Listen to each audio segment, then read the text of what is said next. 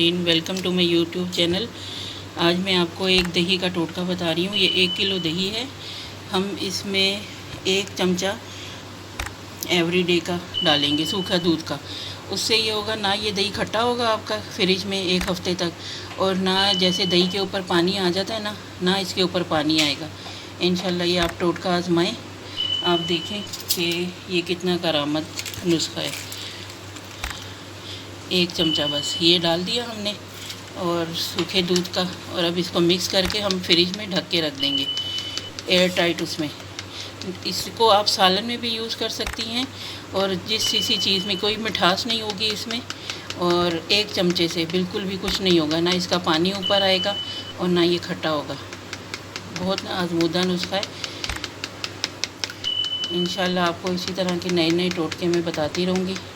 ये मेरा tried and tested नुस्खा है। ओके व्यूवर्स, मेरे चैनल को लाइक एंड सब्सक्राइब करें, वीडियोस को लाइक करें। इंशाल्लाह नेक्स्ट टोटके के साथ, नेक्स्ट वीडियो के साथ आपके साथ हाजिर होंगी। अल्लाह हाफिज़ नाजरीन। वेलकम।